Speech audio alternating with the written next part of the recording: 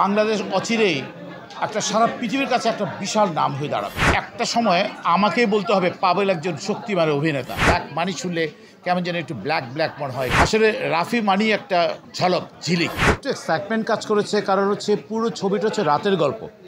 26-27 দিন টানা রাতে শুটিং করা। আমি 26 দিন করিনি, আমি বেশ কয়েকদিন করেছি।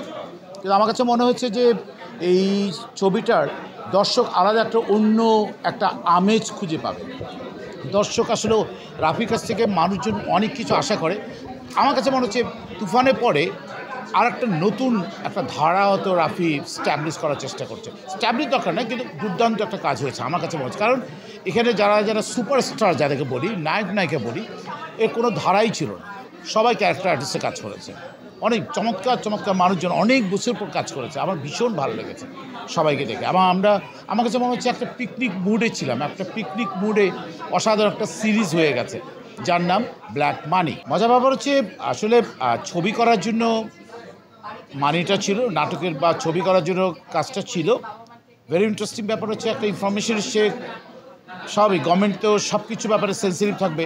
হঠাৎ করে জানতে পেরেছে যে এই হোটেলে কিছু দুষ্কৃতিকারী অবস্থান করছে, পাশাপাশি তারা বাংলাদেশের বাইরে পাশের দেশে প্রচুর টাকা পাচার করছে এবং নায়িকা পাচার করতেছে। সেটার উপর ডিপেন্ড করেই, সেটার উপর ভর করেই কিন্তু গল্পটা এগোচ্ছে। এবং সে কারণে মানিটাকে আপনি শুরুতেই জিজ্ঞেস করেছেন ব্ল্যাক মানি শুনলে কেমন যেন একটু ব্ল্যাক ব্ল্যাক মনে হয়, একটু কেমন যেন আন্ডারগ্রাউন্ড শব্দ বোঝায়।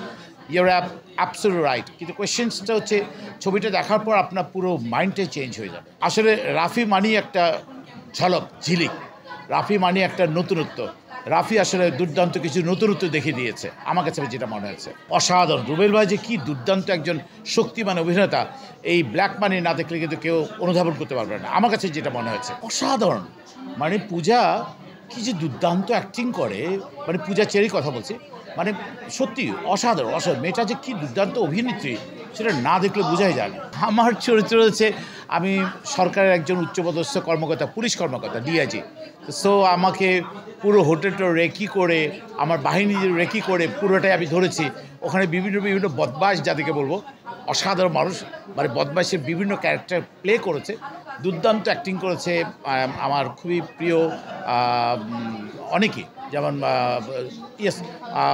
পূজা চেরি থেকে শুরু করে, রুবেল ভাই থেকে শুরু করে। Double million offer Walton fridge কিনে পেতে পারেন 20 লক্ষ টাকা, রয়েছে কোটি কোটি টাকার নিশ্চিত উপহার। আমাদের পাভেল, ও আবার অসম্ভব প্রিয় একটা মানুষ, দুর্দান্ত অ্যাক্টিং করে। তো পাভেল আছে, তো সবাই আছে, কার কথা কীভাবে বলবো আমি শেষ করতে পারবো না। একটা সময় আমাকেই বলতে হবে পাভেল একজন শক্তিমান অভিনেতা, নিঃসন্দেহে বলতে হবে। খুব শিগগিরই বলতে হবে, খুব কাছে চলে এসেছে।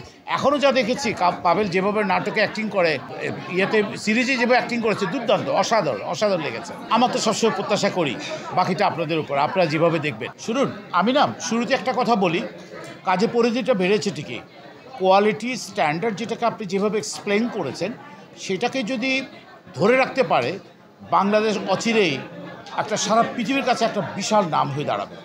আমি বলবো, এটা আমার পার্সোনাল ওপিনিয়ন। বাংলাদেশে যেসব, আপনি রায়হান রাফির বয়স কত, এত একটা ইয়াং ছেলে যেভাবে দাবিয়ে বেড়াচ্ছে, অসাধারণ। আমি আর তেমন কিছু বলবো না, দেখতে থাকুন, তাকিয়ে থাকুন। অসাধারণ কিছু ওটিটিতে ফিল্ম, ভালো ভালো নাটক আসছে, ভালো গান আসছে। সবার জন্য শুভকামনা, ভালো থাকবেন। Thank you very much.